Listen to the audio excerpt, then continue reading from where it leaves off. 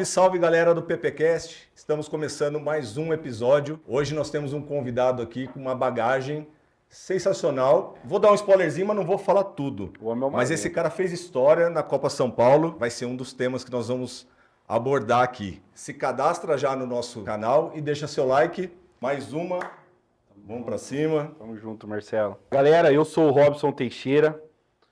Já segue lá, meu Instagram é Robson_Teixeira8. Segue a gente lá, segue também o podcast aí da Primeiro Passe, que é o PPcast. Cara, hoje a gente tem um convidado que, na verdade, é uma lenda. Esse cara tem muita história aqui, já ouvi algumas dele, e vocês vão ficar surpresos com o que a gente vai contar aqui hoje e o que ele vai falar. Fica com você aí, Marcelo, apresenta o nosso convidado pra galera. Antes eu vou me apresentar, eu sou o Marcelo Casado, já me segue, @eumarcelocasado. Nós temos conteúdos todos os dias. Juntos nós vamos conduzir mais um episódio do PPcast, o podcast da Primeiro Passe, a sua agência de marketing esportivo. Além da Primeiro Passe, este podcast é patrocinado pela Rox Marmoraria, referência em mármores e granitos na região de Campinas. Família Futebol Clube, a mentoria de atletas da base que querem chegar no profissional. A New Business, a sua agência de marketing, e a Primeiro Passe, onde estamos aqui, a sua agência de marketing esportivo. Vamos lá. Bom, para falar desse cara aqui, levaria um tempo, talvez não caberia no programa, mas antes de qualquer coisa, ele é um grande amigo, um excelente profissional. Tivemos a oportunidade de trabalhar juntos em 2 oportunidades, mas em contato sempre. Já foi pai de atleta e hoje ele é um treinador que vem, galgando passos largos aí, fazendo excelentes campanhas na base e futuramente a gente vai ouvir muito falar em Walter Santos. Valtão, prazerzaço. Prazerzão, Walter, de ter aqui.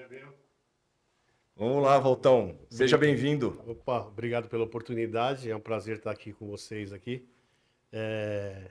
Vale ressaltar que eu não sou muito adepto a podcasts, mas com o convite do nosso amigo aí, uma pessoa que eu aprecio muito, aprecio o trabalho dele. A gente aceitou o convite aí, estamos aqui para conversar, para vocês tirarem dúvidas e a gente somar aí no que for possível.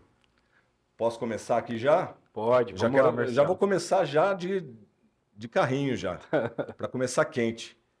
Valtão, como foi, qual o sentimento, foi eliminar uma equipe do tamanho do Palmeiras, principalmente se tratando de base, lógico que o profissional do Palmeiras também é uma equipe que todo mundo vê como referência, mas a base hoje hoje é a maior do Brasil, e vocês conseguiram um feito, eu gostaria que você falasse do sentimento, como foi a montagem, o pensamento, alguém acreditava nesse projeto, nesse time, e eu gostaria que você me falasse um pouquinho exatamente desse ponto, que foi um ponto alto que mexeu com o Brasil inteiro. Primeiramente, você não faz nada sozinho, no futebol, né? Eu era cercado de bons profissionais e a montagem do elenco foi uma continuidade de um trabalho que já vinha sendo feito, né? A maioria dos atletas que ali estavam, eles foram campeões capixaba, né? Onde nos qualificou também para uma disputa de Copa do Brasil. Isso aí amadureceu muitos atletas, tinha atletas muito jovens na época, que foram amadurecendo, e quando nós tivemos o convite para vir para São Paulo, né? Na cidade de Itaquá, para disputar a Copa São Paulo, a gente chamou alguns atletas desses que tinham sido campeões lá com a gente, juntamente com os atletas que nós avaliamos, e fomos dando sequência no trabalho no dia a dia, né? Eu vejo que Você pegou, a equipe ela já estava montada? Não, nós montamos ela em 2 meses, né? Porque não era certeza que... E tinha uma estrutura, alojamento, como que era a estrutura do clube? Então, no início, quando nós chegamos a Itaquá, ainda não tinha nada, né?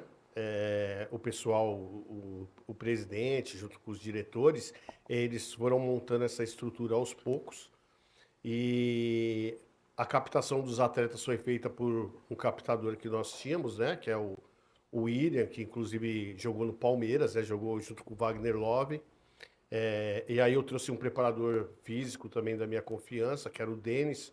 Hoje ele está no clube aqui de São Paulo, trabalhando. E a gente, cara, foi no dia a dia, dando respaldo para os atletas, porque nós sabíamos que era muita dificuldade, não foi nada... Ou seja, não era uma estrutura, você Não, fala, não. pô, Não, vamos bater de frente aí com não. top 20, vai. Não, foi tudo na dificuldade, foi pezinho no chão mesmo, trabalho do dia a dia. E é até o trabalho que eu estou acompanhando, né, Marcelo, que você vem fazendo junto com os atletas aí na mentoria, porque você me conhece, já trabalhou comigo, eu gosto de estar próximo Sim. do atleta para poder sentir o que ele pensa, o que ele quer, né? E o time foi ganhando corpo, né? Foi ganhando corpo, foi ganhando Foi confiança, foi ganhando confiança. E muitas coisas também foram fortalecendo essa equipe, porque no começo da Copa São Paulo, antes de começar, nós estávamos no hotel, né? Sim. Só que quando chegou as equipes, no caso o Cruzeiro, né, de Alagoas, que chegou, o Sport Recife e o Santo André, a nossa equipe teve que sair do hotel.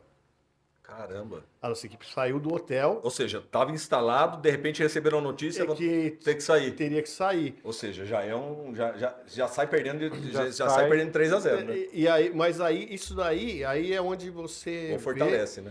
vê, E aí, nisso justamente, que- e aí, exatamente. aí é o gancho que você, com certeza. Exatamente. Eu, na época, junto com a equipe técnica nossa, nós vimos isso já desde o início como algo de motivação. Sim, positivo. E os atletas, por eles quererem muito, eles também compraram a ideia e eles não se abateram com essa situação. Sim.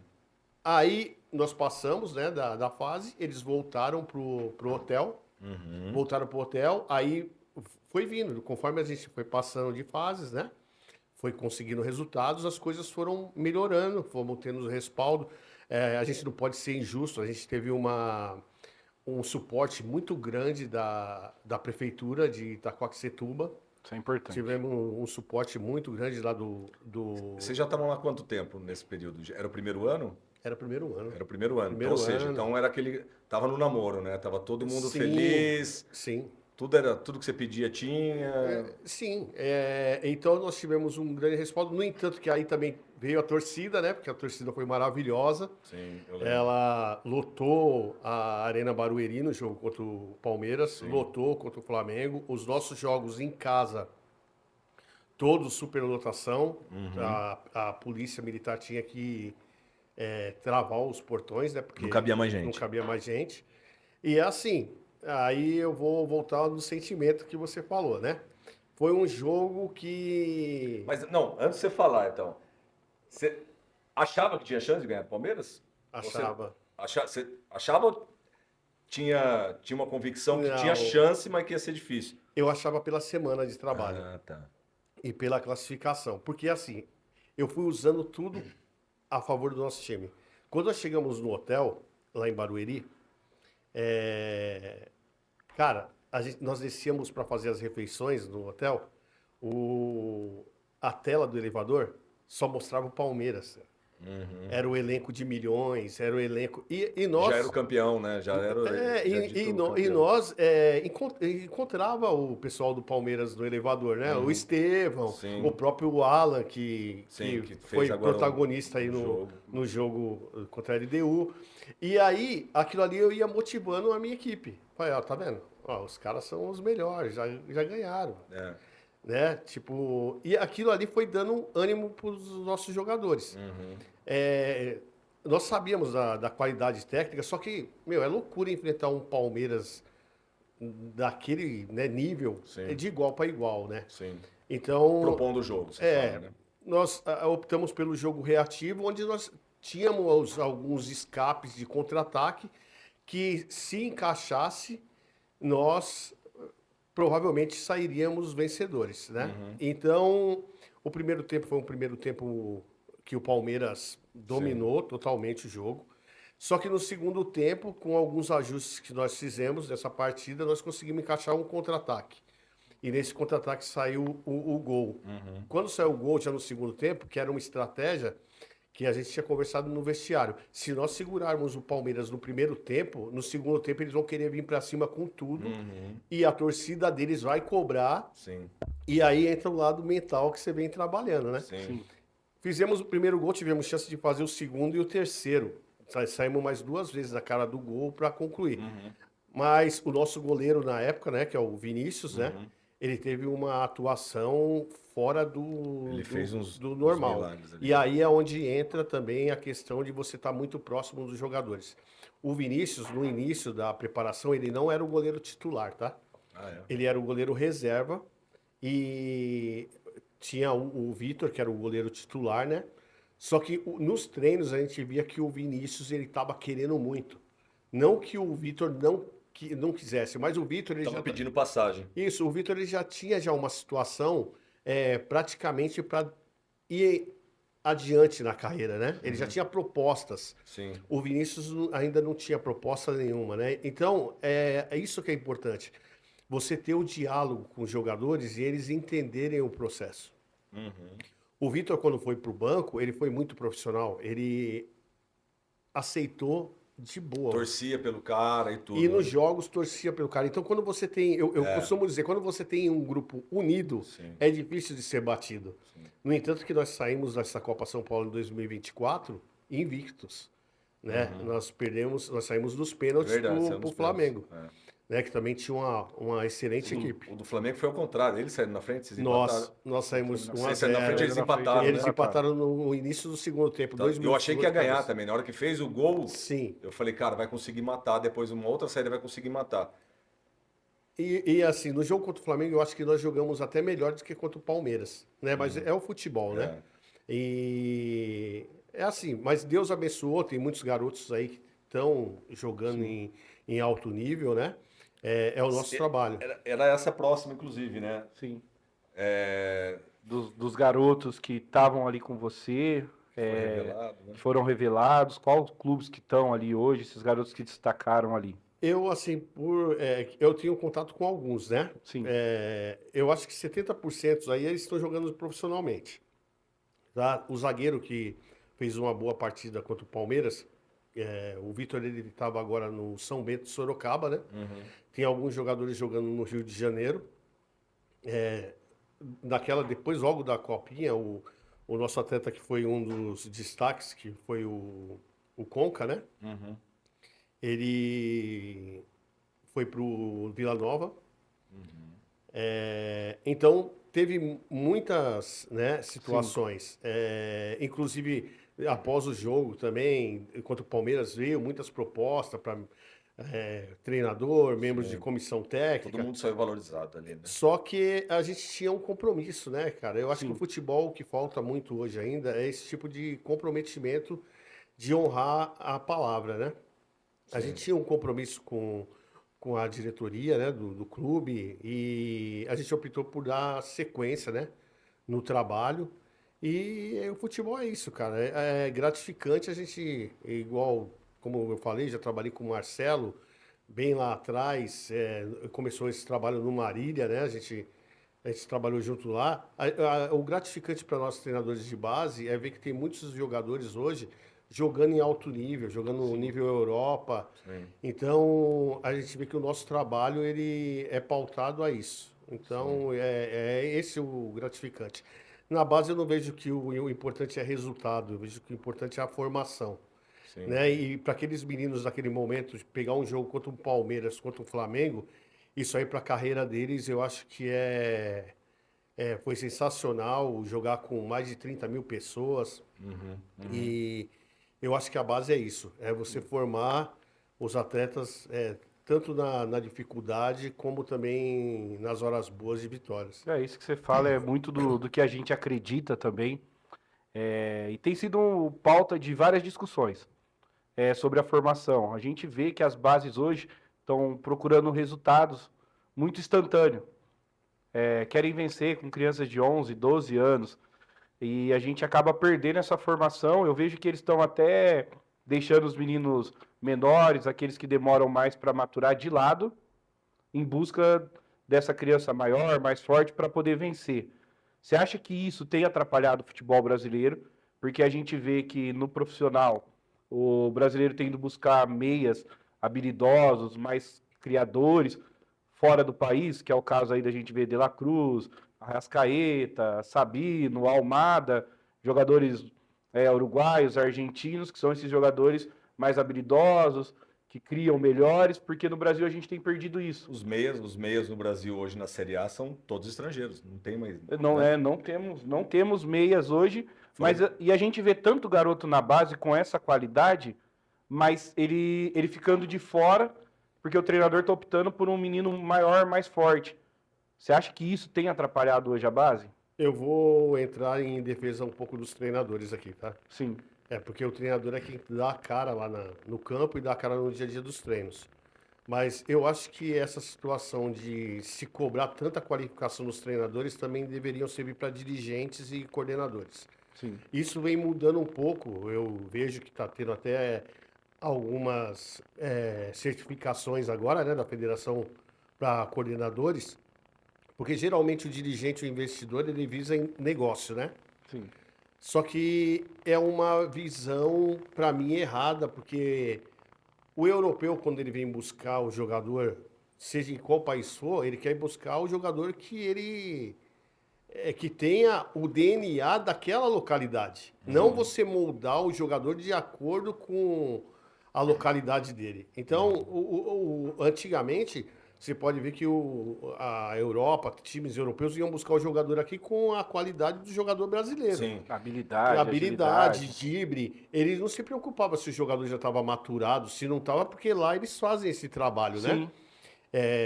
A gente tira como exemplo aí vários jogadores que foram para lá, vamos dizer assim, sem o biotipo que hoje em dia é muito cobrado, né? É perfil. Até os que- mais recentes que que foram falam. agora. Não é esse perfil todo, né? Sim. Então, é assim, eu acho que quem tá de fora é difícil, tipo, visualizar essa situação. Só que eu vejo os treinadores na base também muito pressionados a fazer certos tipos de situações que é mais da parte diretiva e dos coordenadores E quem tá de fora acha que foi opção do do que do propriamente treinador. do treinador. Porque é assim, eu vou falar por mim, tá? Eu vou falar por mim, e aí agora vocês podem soltar a bomba aí. É Eu, isso. eu vou falar por mim, tá? Eu tenho as minhas convicções de trabalho, correto? Aceito opiniões que venham de diretor, de coordenador, mas quem está no dia a dia ali com atletas somos nós da comissão técnica. Sim. Então, muitas das vezes, as pessoas que estão de fora não sabem o que aquele jogador passou na semana. Ele não sabe o que aconteceu na família. Eu posso contar uma situação aqui? Deve. Ó, eu vou falar porque vocês vieram com o assunto de Copa São Paulo 2024, né? Sim. Eu não me apego a isso, tá? Eu acho que o que ficou lá para trás, é um degrau que você conquistou, subiu e a gente pensa sempre nos próximos desafios. Mas naquele time da Copa São Paulo, um dos protagonistas do jogo, que foi o Gabriel, que ele deu o arranque no contra-ataque, deu o passe, Sim. e inclusive ele fez o gol depois contra o Flamengo. Esse atleta não era nem para estar na Copa São Paulo, gente. Por quê? Ele teve uma situação na preparação que ele mora num lugar bem vulnerável, ou morava, né? E naquela tempestade que teve em São Paulo, voou o teto da casa dele inteiro. Então ele não teve condições de treinar alguns dias.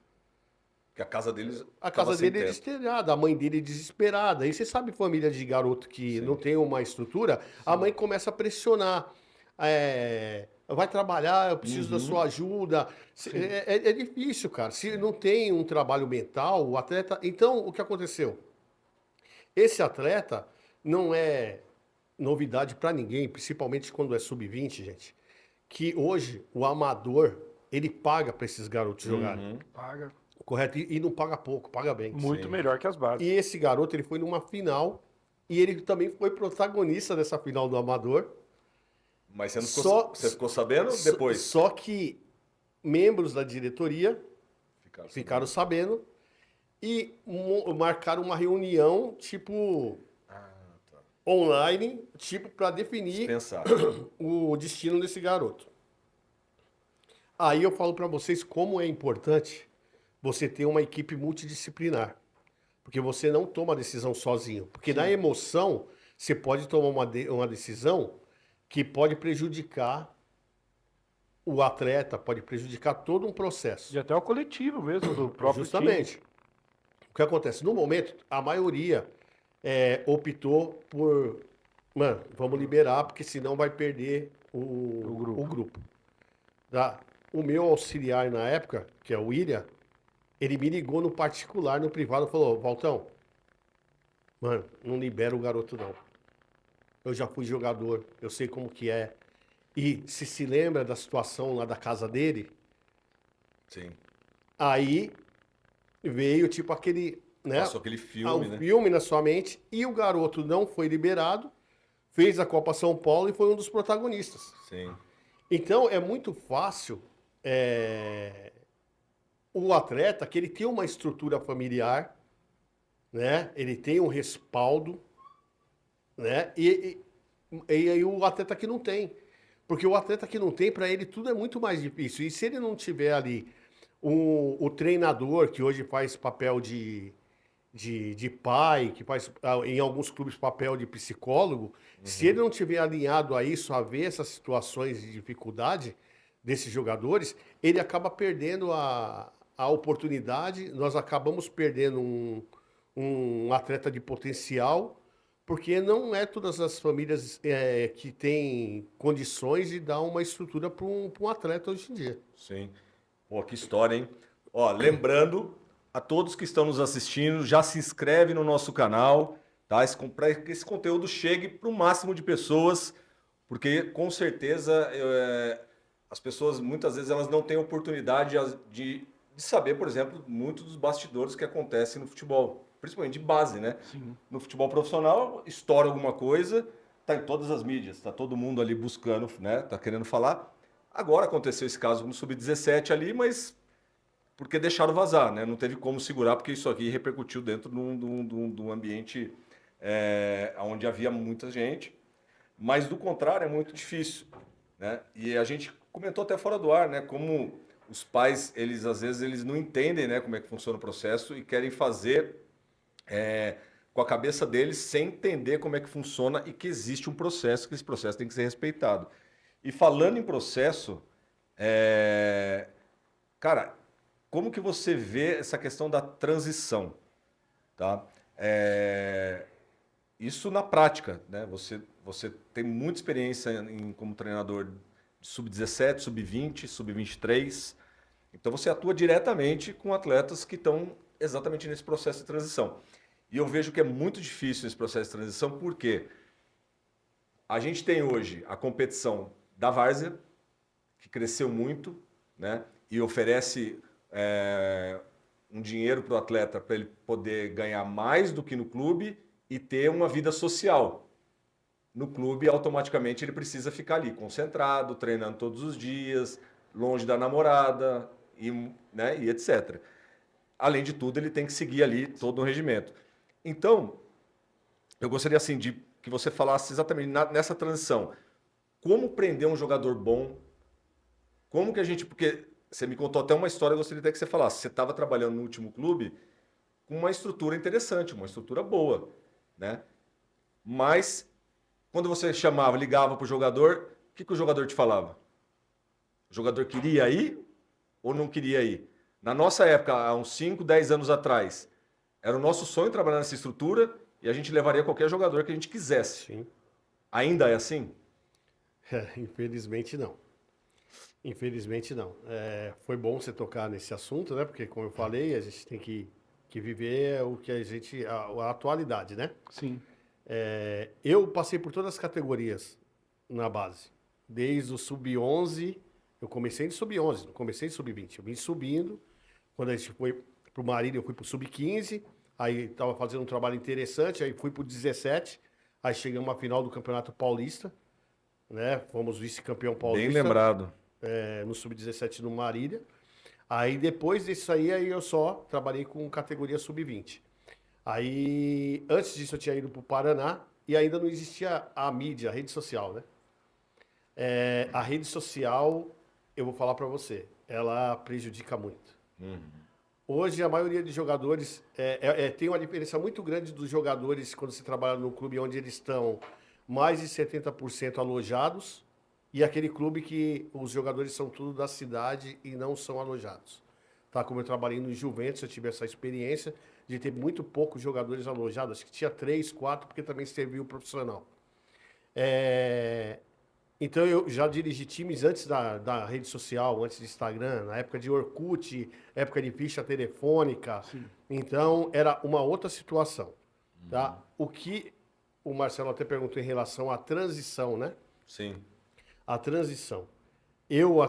O último clube que eu passei, eu disputei o Campeonato Paulista agora com jogadores primeiro ano e alguns até sub-17. Numa competição sub-20. Sub-20. Tinha jogadores de uma competição sub-20 de 16 anos.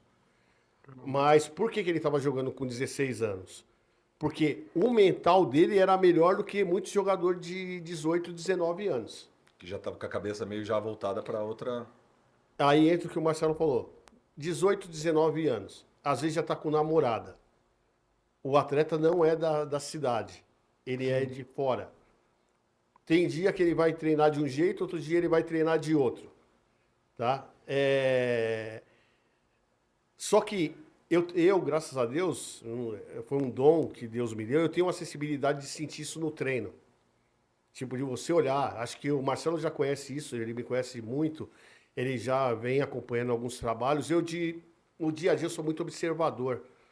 Eu observo como que está o atleta. Não é nem na questão técnica, nem tática, né, Marcelo? Mas na postura, o comportamental.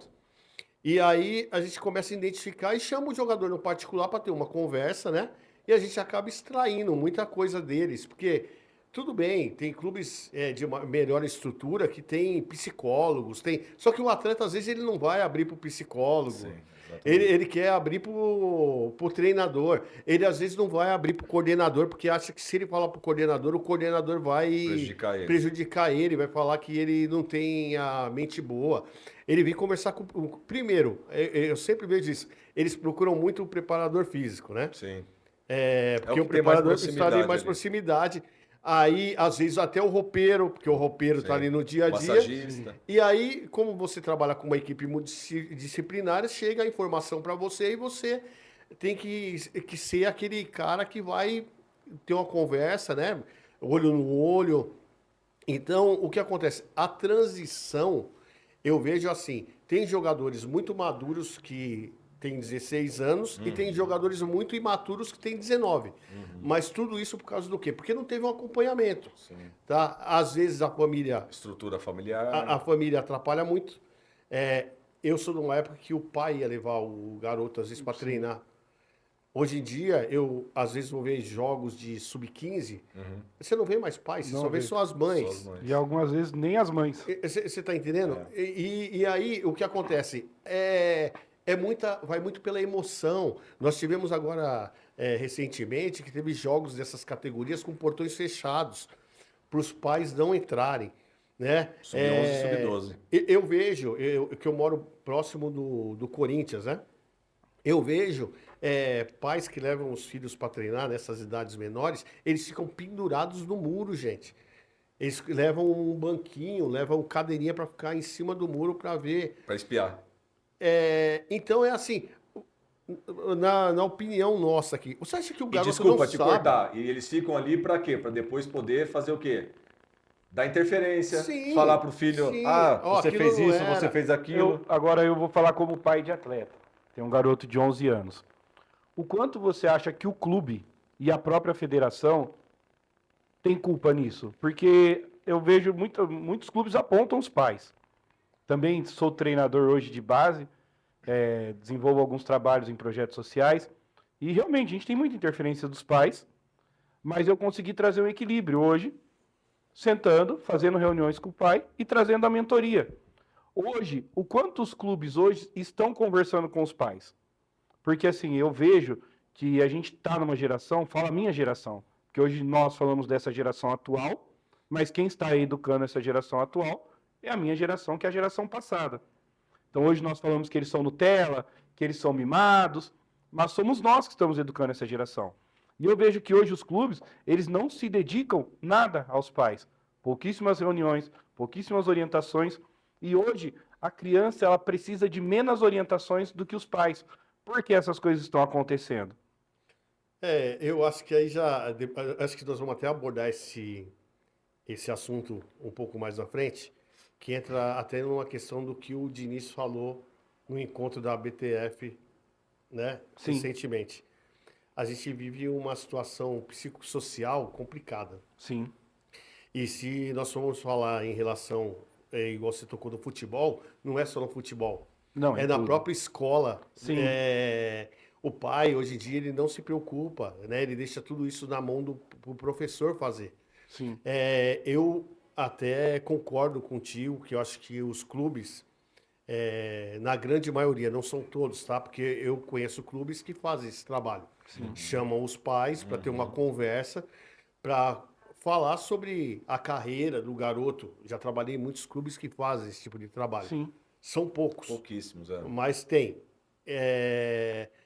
Só que os pais também, eu vejo assim, na grande maioria, que eles, quando o filho começa a jogar futebol e começa a ter um certo destaque, ele vê no filho que vai ser uma independência financeira para ele. E eu acho que é uma situação, é um Pressão. peso, uma pressão muito grande para um jogador muito jovem, tá? E eu uso isso às vezes conversando com meus atletas, que eu tenho atletas hoje que passaram comigo na minha mão, que estão jogando Série A do Brasileiro. Inclusive no final de semana passado, eu fui convidado para um almoço na casa de um deles e a gente estava conversando justamente sobre isso. Eu posso até falar o nome dele aqui, é o Eduardo, o zagueiro do Red Bull Bragantino. sim, Esse garoto tem uma história muito interessante da época de Marília, que ele começou lá no Marília conosco. Depois ele foi pro Juventus, eu fui buscar ele tinha parado de jogar futebol, tá? caramba. Ele tinha parado de jogar futebol. E aí eu fui procurar ele e ele fez uma ótima Copa São Paulo pelo Juventus e graças a Deus ele trilhou o caminho. Sim. O que acontece é assim, ó. Tem muito poucas pessoas preocupado com o desempenho do jogador e do extracampo dele. Sim. Tá? Deixa o garoto, deu o chute certo, eu tô do lado dele. Se não deu o chute certo, eu deixo ele de escanteio. Sim. Porque a maioria hoje dos agentes de futebol, não são todos também, não vamos generalizar, Sim. conheço muita gente boa, só que o cara às vezes quer ter 100 garotos, só que ele só dá assistência para aqueles que estão se destacando. E alguns outros que não estão se destacando fica meio largado no... Até acertar um outro chute. Até acertar outro chute. Eu acho que o certo, né, seria... Você não precisa ter 100 atletas. Você tenha 10, igual eu conheço algumas A não empresas. ser que você tenha uma estrutura que suporte isso. Só né? que cuide bem desses 10 que você tem, que você vai ter o resultado. Se você der uma assistência, se você der Sim. sabe, uma conversa, é o que nem se for uma conversa, entendeu? Vai surtir efeito. Então, cara, tipo, a gente colocar, às vezes é muito fácil, a gente ficar colocando a culpa às vezes da federação, ficar colocando a culpa num clube, ficar colocando a culpa nesse, daquele, mas eu acho que o primordial é isso que eu acabei de falar para você. Tem pais, tem mães que acham que porque o garoto tá jogando numa base de algum clube, ele vai ser a solução financeira para aquela família. Sim. Gente, não é. O jogador, quando ele está na base, ele ainda não é jogador. Ele é um aspirante a jogador. E a probabilidade de ser um atleta profissional é pequena. O que acontece muito é que, às vezes, o garoto está lá jogando no Corinthians sub-15. A família já acha que ele vai ser o jogador que vai ser da seleção brasileira. Vai jogar na Europa, vai ser vendido, vai estar na Europa. Inclusive, eu vi um coordenador falar isso para uma família, tá? Um jogador de 14 anos. Eu achei o cúmulo. Ele, na hora de pegar os pais para ter uma conversa, falou que precisava pegar o número de chuteira, camisa, porque esse garoto, quando fosse para a seleção, que é a venda do produto, né? Sim. Então, o que ocorre muito é o que eu estou falando. Eu acho que os pais têm que ter a consciência no lugar, que o jogador, quando ele está na base, ele ainda não é jogador. É a mesma coisa eu, como treinador de base, quando vem me falar, pô, Walter, o jogador está jogando Série A, foi você que formou. Eu não formei. Eu fui uma parte da formação dele, Sim. tá? Tá? Quem vai lançar, eu costumo dizer, o cara que é responsável por falar que eu revelei esse jogador é o Sim. treinador do profissional. Sim. Porque ele vai subir o jogador pro Ele que põe o profissional. peito ali e fala, Justamente. eu vou segurar o Rojão. E o que a gente vê hoje muito é muitos treinadores na base, ele com o ego lá em cima, correto? Querendo ser, tipo, mais do que o jogador. Querendo ser mais do que o jogador. Eu acho que a gente tem que ter o pezinho no chão, eu acho que nós somos qualificados para isso, né? O futebol lida muito com glamour. Sim. Você não pode deixar esse glamour subir para sua cabeça, tá? Não, pô, eliminei tal time, cheguei em final de campeonato. Cara, isso aí é consequência de um trabalho. Sim. Isso aí, a gente trabalha na formação, nós estamos formando atletas. A gente está ali para isso, tá? E eu não vejo, assim, às vezes a pessoa vem falar, pô, Walter, aquele jogador que tá jogando Série A foi você que revelou. Não fui eu. Quem revelou ele foi o treinador do profissional que subiu ele pro profissional, ele foi lá, deu conta do recado e ele deu essa conta do recado porque ele teve uma boa base. Sim, ele fez uma boa base e É deu continuidade. É isso. Sim. Mas nesse processo, por exemplo, de gestão, tá? Então, beleza, o clube, cada clube tem sua forma de conduzir ali os processos, procedimentos em relação ao modelo que vai atuar, Sim. tanto em relação ao atleta como em relação aos empresários. Sim. Mas beleza, e aí? Você acha que essa gestão, o coordenador, o gerente, o investidor, esses caras estão preparados para gerir um clube hoje? Daquilo que você tem encarado, tem visto, a condução deles não só profissional, mas pessoal mesmo, o trato com o jogador, o trato com o treinador. Eu já sei mais ou menos a sua resposta, mas a ideia é exatamente essa. Eu quero cutucar a onça com a vara curta mesmo.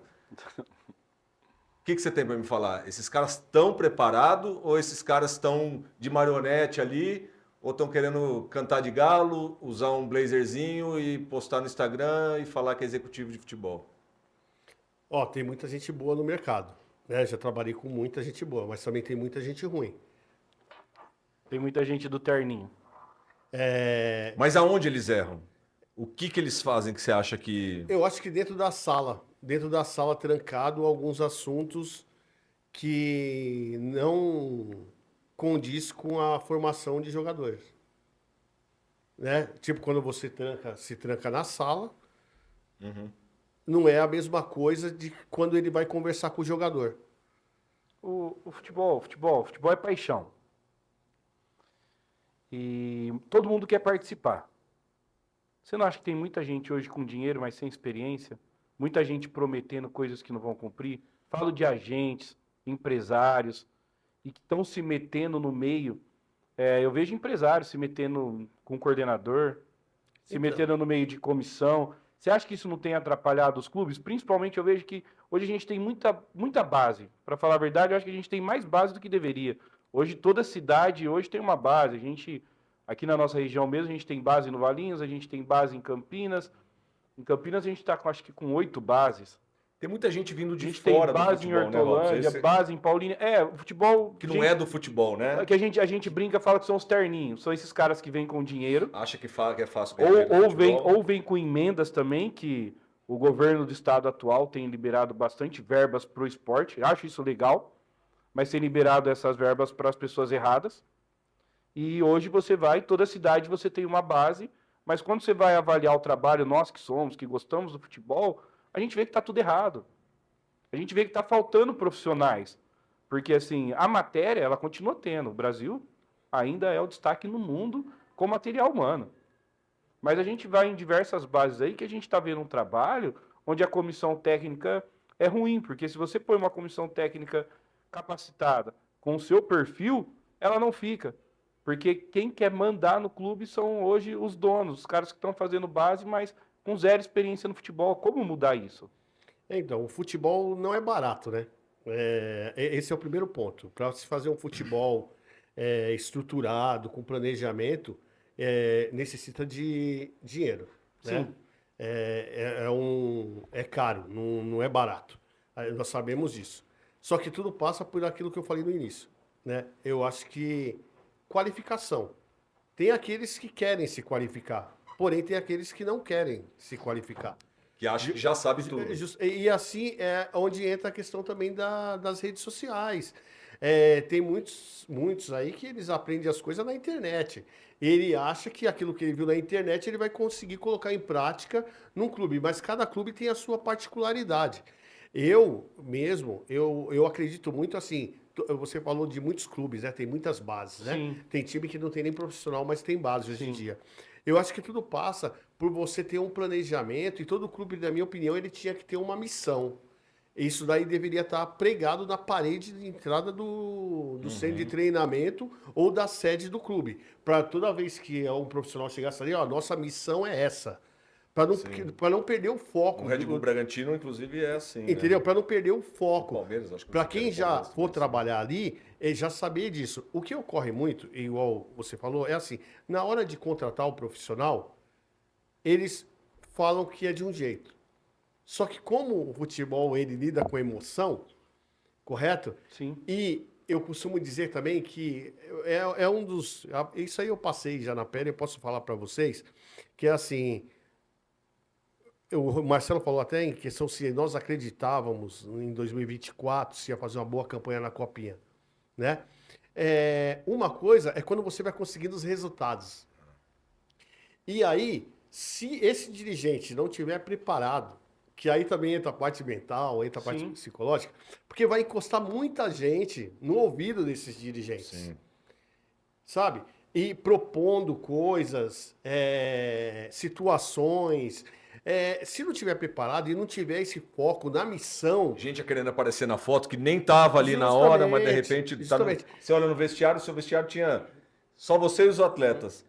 Daqui a pouco você olha no vestiário, tem 50 pessoas dentro do vestiário que você fala, mas quem que é aquele ali? Porque para nós de comissão técnica, é assim, você pode entrar num clube para trabalhar, o Marcelo já, mesmo, sim, ele já trabalhou no Corinthians, já trabalhou em vários clubes grandes. Geralmente o profissional ele entra num clube, ele fala assim, nossa, é uma estrutura maravilhosa, é isso. Só que a estrutura é do dono, a estrutura não é sua. É. Você não tem que ver isso como. Eu já trabalhei em clubes com pouca estrutura, mas com um profissionalismo fora do comum. E já trabalhei em clubes com uma estrutura sensacional que não tinha profissionalismo nenhum no processo. Mas é culpa das pessoas que estão ali? Não é culpa das pessoas. É culpa do quê? Do planejamento, Do gestor. do gestor, de o clube ter uma missão, o que eu vou fazer com meus jogadores. Então, isso tem mudado. Eu vejo que tem alguns clubes que têm tentado ou conseguido fazer isso, e o exemplo disso tudo aí você pegar o Campeonato Paulista, tem clubes que chegaram aí na semifinal, Sim. Você pega o Sub-17. que não tem profissional. Exatamente. Não tem profissional. Então você vê que está sendo feito um trabalho de excelência. É o Ibrachina, né? Entendeu? É feito um trabalho de excelência. Então, o que eu vejo é nessa questão aí do dirigente que o Marcelo falou, você não acha que às vezes por causa do dinheiro, né? Você falou, não está preparado. Eu acho que isso é em todas as profissões. Não é só no futebol. É que no futebol ele fica mais à mostra, porque todo mundo que está na arquibancada, ele vai cobrar quem? É os atletas que estão dentro do campo e o treinador, correto? Eles não vivenciam o dia a dia para saber o que está rolando nos bastidores por trás. Sim. Mas tem um ponto, por exemplo, que é no caso, o futebol, de certa forma, ele. Quem está de fora e assiste o futebol, vê os noticiários, acha que todo jogador é milionário. Sim. Né? Sim. Acha que assim, não. Quem trabalha com futebol é milionário, é rico. Sim. Todo jogador é rico. Né? Então você pega, por exemplo, atletas da base. Os meninos que jogam num time grande aí, vamos pegar os de São Paulo ali, no São Paulo, no Corinthians, no Santos, no Palmeiras. Você vê esses meninos, eu trabalhei nesses clubes, quem não trabalhou também já deve ter trombado num Graal da vida, num aeroporto, parece que eles são bilionários. Sim. Porque eles se vestem como os atletas já consagrados. Então, assim, tudo isso leva-se uma cultura de que o futebol Entrou no futebol, você vai ficar rico. É fácil vender jogador? Ah, então assim, então a gente viveu um momento onde todo mundo achava que era empresário. Nós temos no Brasil hoje, onde todo mundo acha que é técnico de futebol, porque todo mundo entende sobre futebol. Então a gente trabalha num ramo no qual todo mundo acha que entende de futebol, né? Todo mundo sabe dar palpite sobre futebol. Médico e treinador de futebol, todo mundo, né? Todo mundo, né? Você fala, tô com dor de cabeça, faz isso, toma aquilo, coloca gelo na cabeça, depois você vira de ponta cabeça que vai passar. Então todo mundo tem né? Então, o que aconteceu? Começaram a vir pessoas de outros mercados e começaram a quê? A investir no futebol, a filiar clubes. E agora a gente vê nascendo um clube, né? Um clube atrás do outro. Só que assim, todo mundo vê nascer, mas ninguém vê morrer. Sim. Porque morre, do jeito que nasce, morre um monte também. Tem um monte parado lá, né? Na federação. Só que quanto foi investido? Entendeu? Porque os caras. O Walter falou aqui, futebol não é barato. Futebol é muito caro, né? Para se fazer futebol. Fazer futebol de verdade é caro. Mas mesmo o futebol que não é de verdade, que o cara não tem noção, só para afiliar um clube de base, sim, já é 300 mil reais. Sim, porque o pessoal, às vezes, eles acham que o jogo ali, para nós, ele é o final de toda uma preparação, né? O jogo é o que... Só reunir e jogar, né? Jogar. O dia a dia, ele tem muitas coisas específicas do dia a dia, né? É muita gente envolvida. Hoje em dia o futebol mudou, né? Hoje em dia tem os analistas, né, de desempenho. Não, profissionalizou de uma forma... Entendeu? Tem todo um grupo de profissionais e você tem que... Não é só gerir o seu time. Sim. Você também tem que gerir esses profissionais, né? Às vezes as pessoas não entendem isso. Você tem que estar vendo, tipo... Às vezes o treinador, ele toma alguma decisão, mas ele... viu o lado de todos que estão ali do lado dele, da comissão técnica, até o pessoal do suporte, né? Sim. Que é do dia a dia ali. Os staffs ali. Entendeu? Você está vendo o lado de todo mundo ali para o bem da equipe, né? Porque isso aí quer queira ou quer não, vai refletir dentro do campo, né? E eu vejo hoje, assim, quem faz isso com uma grande excelência é o treinador do Palmeiras, né? A gente não tem que nem que contestar. Ele faz essa gestão na equipe profissional, sim. Junto com todos os profissionais ali envolvidos, tempo, né? Entendeu? De uma forma espetacular. E nós, infelizmente, eu vejo, porque eu já cheguei a trabalhar com treinadores de profissionais, são poucos os que têm essa visão. Uhum. Tá? A gente viu esse episódio aí, para mim, lamentável, que aconteceu aí na semana, que... É o próximo gancho agora, se quiser. Eu só queria falar uma coisa antes, que ali no começo eu discordei de você, e eu queria ouvir sua opinião, depois eu falar isso. Eu acho que a tecnologia e as redes sociais mudou o futebol. Mas que no Brasil, a gestão é ruim, a administração é ruim. A tecnologia, ela mudou muito. Então, hoje, a análise de performance fez com que melhorasse muito. Então, essa tecnologia agregou muito. E a rede social, ela serviu muito para a divulgação do atleta.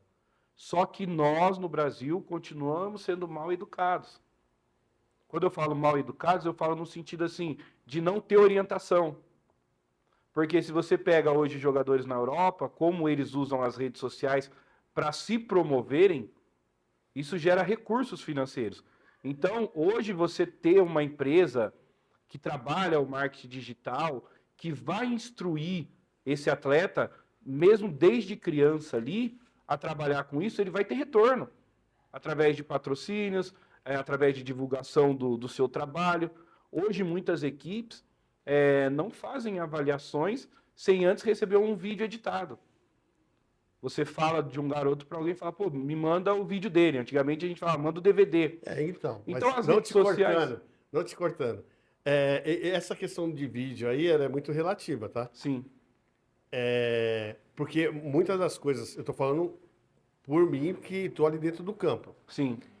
Quando você senta muitas das vezes para ver um vídeo editado, é uma situação. Sim, com certeza. Quando você vai para dentro do campo e aí entra a questão onde o próprio Marcelo está trabalhando hoje, a parte mental do atleta, você acaba conhecendo ele um pouco, é totalmente outra, totalmente que o vídeo já não tem mais aquela importância do momento que você Às viu. vezes até o nível do jogo, quem ele estava enfrentando no vídeo e quem ele vai Mas vamos enfrentar. lá, mas vamos falar disso na base, tá? No profissional é uma outra situação. Sim, Eu estou falando na base. sim, na base. E isso que você falou é importante. Eu costumo, por exemplo, me mandar um vídeo. Primeira coisa que eu vejo é aonde que está jogando.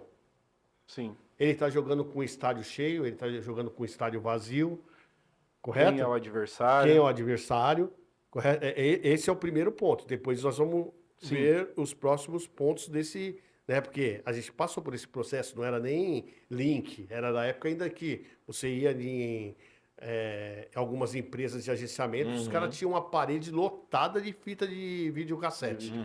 Entendeu? E ficava ali remoendo. No entanto, que teve muita gente, muitos clubes europeus, isso aí tem várias matérias sobre isso, que foram até enganados, né? Sim. Na época, de jogadores que foram Jogadores contratados com e não era nada vídeos editados, não era daquilo que nada estava daquilo. vendo. Então, nós temos que ter muito cuidado. O que eu falei em relação à rede social atrapalha é assim, ó. Hoje em dia, você não pode fazer o que se fazia antigamente. Eu sou dessa opinião, tá? Sim. Quem quiser fazer, faz. Antigamente ia lá, tirava os celulares de todos os atletas antes dos jogos. Não era assim que fazia? Sim. Só que aí os atletas descobriram, beleza, tira meu celular, eu tenho outro. Dava o Exatamente. celular, ficava com o outro. Aí depois foi o chip. Não, tira o chip que não vai ter como eles funcionar o celular. Só que aí o cara tinha 4, 5 chips. Tinha 4, 5 Sim. Então, é o que você falou. Eu concordo plenamente com você. A questão é a educação, Sim. correto? E essa educação, ela vem de onde? Você acha que o clube vai dar essa educação para o jogador? Mas é onde eu acho que é onde eu questionei ali sobre a educação com os pais, se não é a hora da federação, junto dos clubes, começar a fazer uma campanha sobre isso, porque no Brasil nós temos uma grande dificuldade com a educação, Sim. até mesmo pelo poder aquisitivo e econômico da maioria das pessoas que praticam futebol. Não é hora da federação, se ela quer ela impor, ela colocar algumas regras mais severas e obrigar com que os clubes façam campanhas promovendo essa educação aos pais e limite. Por que na Europa, por que nos Estados Unidos existem alguns critérios para que você possa ser atleta? E no Brasil nós deixamos isso de lado. Quando nós vamos mudar isso? Vou passar novamente daquilo que a gente começou, na questão psicossocial, Sim. tá? É a palavra do Diniz. Eu não acabei de falar que eu gosto muito do método do Abel Ferreira, Sim. tá? Em questão de gestão, Sim. E como vai montar o time, as estratégias, mas o Fernando Diniz também é um bom profissional que nós temos, né? Que eu tive o prazer de conhecer ele no Juventus, que ele tem esse lado de entender o jogador. Sim. Então, é uma questão psicossocial. Por exemplo, a família que tem um filho que joga bola e ela tem uma educação boa, estruturada, eu tenho certeza que ela vai conseguir fazer isso que você está falando. Sim. Agora, tem muitos meninos de muita qualidade que nós conhecemos, que eu gosto de buscar jogadores muito na periferia, Sim. correto? Eu gosto de pegar muito jogador. Que não é que ele não tenha a educação, só que os pais não têm tempo de fazer esse acompanhamento que essa família estruturada tem. Sim. Você tá entendendo? Praticamente o garoto fica sozinho o dia inteiro em casa, porque o pai tem Cuidando que ir do trabalhar, irmão, cuidando aí do a irmão, mãe tudo. tem que ir trabalhar, não tem tempo de acompanhar. Aí é onde entra hoje, que eu acho que é um campo que a gente está crescendo muito, que eu dei até os parabéns, eu torço que isso daí, mano, vá muito adiante, que é o trabalho que o Marcelo vem fazendo, né? Da mentoria, como tem outros profissionais fazendo, Sim. que eu também conheço outros profissionais, que esses caras se preocupam com o lado profissional do jogador. Sim. Eu acho que esse é o ponto. Esse é o primeiro ponto. E não deixa de ser educativo. Sim. Porque o trabalho do pessoal que faz a mentoria é um trabalho educativo. Ó, não vai por aqui, vai por aqui. Se você fizer isso, vai se dar mal. Como eu conheço muitos agentes de futebol que fazem esse trabalho, mas a maioria dos agentes de futebol que eu vejo que faz esse trabalho aqueles agentes que não lidam com quantidade. Eles lidam com a qualidade do trabalho dele, com o trabalho dos jogadores que ele tem. Você percebe que a própria federação e a própria CBF, ela tenta proibir e atrapalhar o trabalho desses agentes? Você já percebeu que não existe legalidade num contrato do agenciador? Tá, Então- eu deixei até uma situação aqui anotada, que é para ir por esse lado, tá? Que é uma frase que diz assim, ó, a ética profissional regula aquilo que podemos falar, mas que não devemos em certas ocasiões. Sim. Correto? Tem certas coisas Que não... que Exato. nós... Está entre nós a todo tempo, mas Só a gente que não pode... Nós não podemos, porque assim, é um campo muito complexo, muitas coisas. Por exemplo, a gente não pode chegar aqui e falar que é culpa da federação, Sim. que a federação tem que fazer isso, entendeu? Porque senão a gente vai falar, o governo também tinha que fazer isso. Mas qual o Você tá poder? entendendo? Então, o poder hoje do agenciador, na minha época, existia muito, a gente chamava de olheiros. O cara que via criança jogando na periferia, achava que era bom e ele ia lá e ajudava a família. Hoje você não tem vínculo. Eu posso pegar um menino de 11 anos, fazer um trabalho com ele até os 15 anos e simplesmente amanhã ou depois a família receber a proposta de um clube ou de um empresário maior e simplesmente por caráter virar as costas para você. Sabe qual o direito que o Nenhum. agenciador tem? Nenhum. Nenhum. Então, mas aí você usou uma palavra que foi como se fosse mágica. Caráter. Caráter. Isso daí é em todas as esferas. Eu já trabalhei em clube, o Marcelo sabe disso, que eu já tive propostas. Essa daqui eu vou soltar para vocês. Essa daqui eu posso falar. Que eu já tive propostas em Copa São Paulo de colocar jogador para jogar e o gerente, diretor, colocar um dinheiro para você colocar o cara para jogar. E eu não coloquei. Você tá entendendo? Sim. É uma questão de caráter. Princípio, né? Princípio. Aí, olha só, isso aí, o que aconteceu. Queriam que colocasse esse jogador para jogar. Isso aí foi lá no início, tá? Sim. Até foi no início da minha carreira. Acho que foi na primeira ou segunda Copa São Paulo. Não lembro muito bem. Tinha um jogador que ele ia vir um outro clube observar esse jogador. Só que esse jogador ele não estava bem. E aí eu seria injusto de colocar esse jogador para jogar com o outro que vinha jogando. Correto? Sim. E aí veio essa proposta justamente nessa situação que o Marcelo acabou de falar. Tipo, o cara era o cara que bancava e ele tinha o interesse de vender o jogador. Sim. Só que eu ia colocar esse jogador e ia perder o grupo inteiro, porque Sim. ele não vinha bem. Não, é para colocar. Eu falei, eu não vou colocar. Não vou colocar. Ele não vai estar jogando. Ele tá no banco de reserva. Não, mas os caras tá vindo para ver ele. Eu falei, moral da história, gente. Quando as coisas têm que acontecer, acontece. Sim. Esse jogador entrou faltando 25 minutos de jogo. Ele fez um gol. O time que queria contratar ele, contratou ele, eu não peguei dinheiro nenhum. Entendeu? Então, eu acho que você usou uma palavra que pra mim é, caráter. Sim.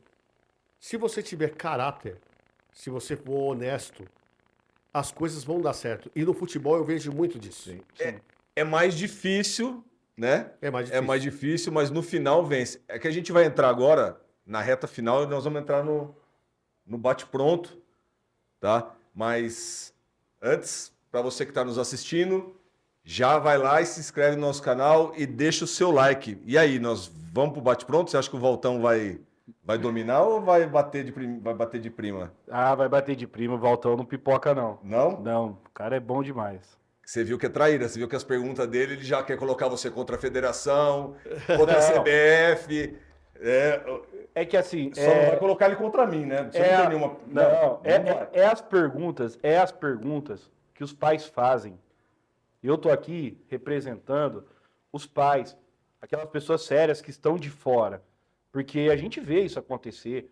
Eu tenho um atleta que eu conheci os pais, levei, não vou citar o clube, não vou falar nada onde é, mas vou falar o ocorrido. Quarto zagueiro, canhoto, forte, rápido. Fez a avaliação, passou, o cara falou, vou colocar na Copa São Paulo. É o zagueiro que eu precisava. Ele joga a Copa São Paulo, ano que vem tá no profissional. Cheguei e contei a notícia para os pais. No outro dia o cara me mandou uma proposta. Falou, cara, você precisa depositar os 150 mil para ele jogar a Copa São Paulo. Aí eu falei, como assim? 150 mil para ele jogar a Copa São Paulo. Vai jogar, tô falando para você. Vai jogar o ano que vem, tá no profissional. Eu falei, mas a família não tem esse dinheiro. Falei, cara, então não vai jogar. Então, se eu não falar isso, se eu não perguntar isso, as pessoas vão me falar. Sim. Por que você não pergunta? Você está pipocando? Você está com medo? Não, não estou contra a federação. Pelo contrário, eu quero que o futebol seja mais sério. Eu quero que venha mais pessoas como você, mais pessoas como o Marcelo, para que o futebol melhore. Porque o futebol brasileiro ele continua sendo o melhor do mundo. Mas as pessoas ruins têm atrapalhado o desenvolvimento. Tinha um quarto zagueiro com potencial gigante, talvez até para ser um zagueiro de seleção brasileira, que hoje a gente tem muita dificuldade com o zagueiro canhoto, e esse menino não jogou porque não tinha o dinheiro.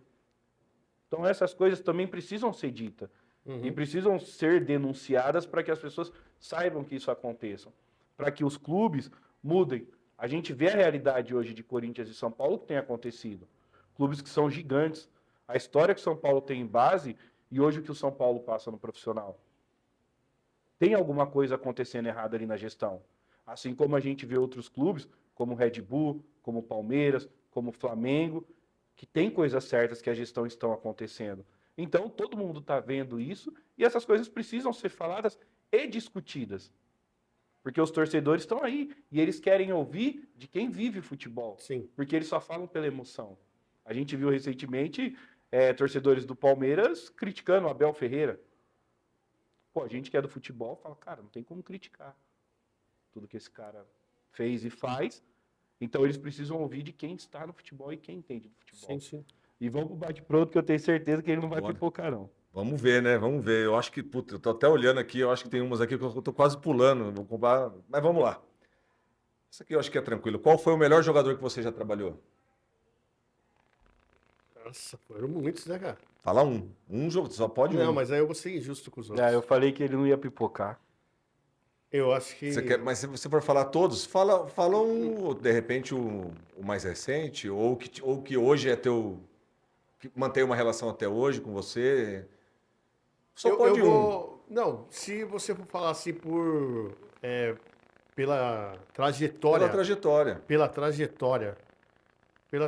Não, eu vou ser injusto, cara. Eu vou ser injusto, porque... Você falou o Eduardo e eu tenho acompanhado ele aí no Red Bull. ele é bom zagueiro. Bom zagueiro. Só que também tem outros atletas, cara. Sim. Tem outros. Ó, por exemplo, tem Pedro Rocha. Eu sei, mas que foi o protagonista da tem Copa do Brasil. E tem uma relação, tem uma relação de amizade. Por isso que eu não quero ser injusto. Tem o Thiaguinho, que passou lá no Corinthians, lá. Sim. Tem o Rodrigo San, que jogou San, agora. lateral, zagueiro. Entendeu? Então, já foi 3 também, senão também eu não vou ficar dando lambuja pra você, não. Sua referência de treinador. Quem é tua referência hoje de treinador? Hoje, referência de treinador, cara. Abel Ferreira. Bom treinador. Tá. E quem hoje é o melhor jogador do mundo?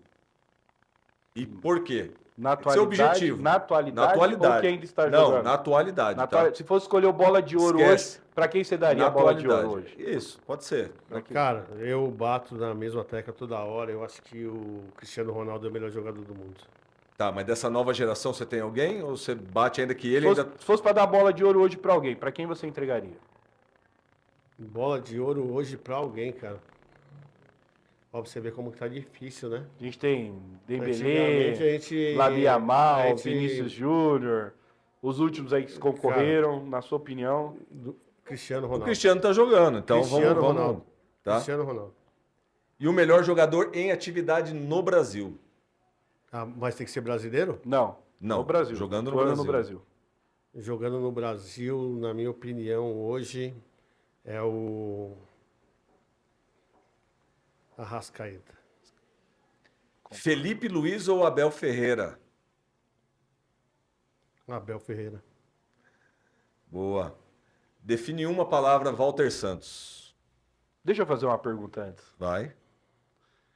Quem você acha que é o melhor treinador hoje brasileiro que poderia assumir a seleção? Brasileiro. Qual o treinador que você acha que está mais bem preparado para assumir a seleção brasileira? Brasileiro para Brasileiro. assumir a seleção brasileira? Aí eu apostaria no Felipe Luiz. Felipe Luiz. Beleza. Para finalizar, o que você diria, né? Deixar uma mensagem para esses jovens atletas, né? O nosso foco aqui é passar cada vez mais mensagens, ensinamento e conhecimento para as famílias, né? Para atletas, pais. Então, gostaria que você como um treinador, como experiente, que trabalha com jovens, uma mensagem para os atletas, né? Pode ser para os atletas que vão, com certeza, atletas que trabalham e trabalharam contigo, que vão estar aqui assistindo, e para outros que também estão aqui esperando ouvir algo do nosso professor Walter Santos. O que eu tenho, a mensagem para passar para os jogadores, né, que estão em algum clube de base, que já passaram no trabalho comigo, é que mantenham o foco naquilo que eles querem realmente, tá? Se é ser um jogador profissional de futebol, que o foco dele seja esse de ser um jogador profissional de futebol. E que tenha na visão deles e na mente, e até os familiares também, que a base é como se fosse a faculdade.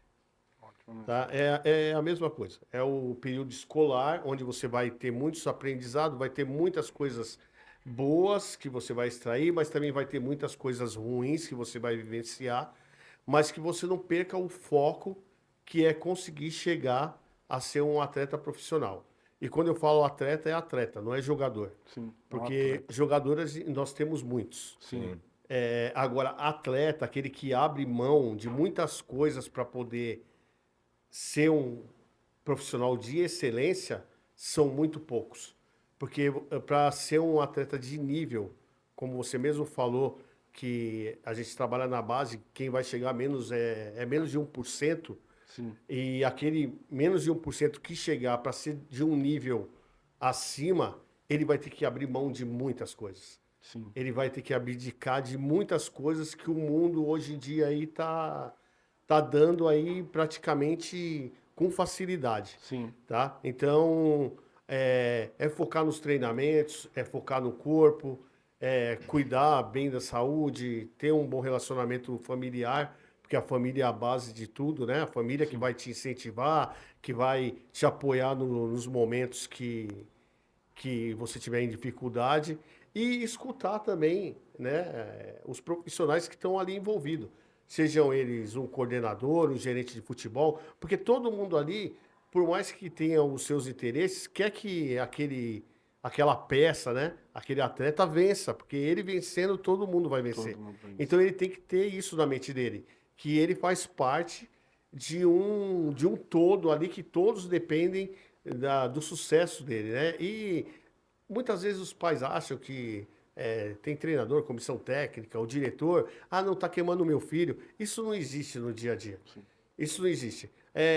O que pode acontecer é questão de afinidade. E essa afinidade, o atleta tendo essa mentoria, tendo essa educação que nós acabamos de falar, Sim. ele vai conseguir. Ele vai conquistar Vai isso. conquistar isso, entendeu? Agora, o que a gente vê muito muito, vamos falar o português bem claro, é muito atletas que não são ainda atletas, não são jogadores, não são Sim. profissionais, achando que se já são. Que já são. E isso daí atrapalha o processo, mas eu tenho certeza que vocês aí com projetos de vocês estão dando ênfase a isso, né? Sim. Você mesmo, como falou, que trabalha com o lado social, que acompanha, eu acho que isso aí é muito mais uma responsabilidade nossa do que propriamente de federações. A federação, Cada um tem que fazer a tua parte justamente, antes, né? se a federação começa a entrar nesse âmbito Sim. também, vai ter resistência de uma outra parte, Sim. correto? Então, é muito mais obrigação nossa, que estamos ali no dia a dia, fazer esse trabalho, porque como eu falei, né, até o Marcelo, eu não respondi a sua pergunta, como que o Walter Santos se identifica, né? Eu não cheguei a responder. Em uma palavra? Que é uma palavra. coisa que a gente queria fazer para finalizar. O que Nós que já conhecemos o Walter, já sabemos quem é esse cara, o caráter. Para os que não conhecem, queria que você definisse o Walter, em poucas palavras, para quem ainda não conhece agora, conhecer através dessas poucas palavras. Primeiramente, hoje existem 3 palavras que são dadas para o comandante de uma equipe, né? Professor, técnico e treinador, né? Sim. Correto? Eu já fui professor, eu já fui treinador, hoje eu sou técnico. Tá? Eu consigo ver, eu tive o prazer de fazer curso de gestão também, eu tenho uma acessibilidade de ver Uma visão a mais visão ampla da situação. Eu acho que o professor ele é muito mais focado na parte Do de ensinar, metódica, Sim. palestra. Hoje em dia não tem mais espaço. Eu acho o atleta, se ele ficar vendo motivacional, ele não aguenta ficar 5 minutos olhando conversa. Não consegue. Entendeu? O treinador é aquele que treina, então hoje em dia nós temos muitos bons auxiliares técnicos que fazem esse trabalho com excelência, como também muitos bons preparadores físicos, que é o treino que você passa para eles fazerem no dia a dia. Sim. Tá? E para definir a minha pessoa numa palavra, eu gosto muito da palavra justiça. Eu Top. acho que o justo, ele faz justiça. É isso. top. Ótimo. Beleza, Robson, acho que é isso. Que prazer. Show de bola, Valtão. E eu acho que definiu muito bem. Muito bem. Então, assim, queria aqui agradecer a tua presença, né, ter vindo até a gente aqui, poder dar. Você não fala que é mais professor, mas de certa forma fica aqui uma aula para Não, todos. vai ser um eterno professor. E, Robson, Cara, mais uma. Que bate-papo bom, Valtão, Cara, show de bola mais uma vez, obrigado prazer revê-lo. Cara, que aula tivemos aqui hoje, galera. Olha, e falar pra vocês. Sigam aí o Walter nas redes sociais. Tem muito pra ensinar. Espero que a gente receba ele com mais oportunidades aqui, porque o tempo da conversa foi pouco pro tanto que esse homem tem pra ensinar pra gente. Walter, muito obrigado. Obrigado a vocês aí, né? Como eu falei, né? Eu não sou muito de aceitar esse tipo de convite, mas o convite de vocês não teve como recusar pela história, né? Que o Marcelo tem aí na caminhada há 25 anos, você com o trabalho sensacional que vem fazendo aí com os garotos. Tá? E a equipe de vocês aqui como um todo, né? Muito bem recepcionado aí. E estamos abertos aí para poder ajudá-los naquilo que for possível, tá bom? Legal. Prazer foi meu. E para você que está aí nos assistindo, já se inscreve no nosso canal e deixa o seu like. Nós estamos aqui encerrando mais um episódio do PPcast. Então, até a próxima. Aquele abraço.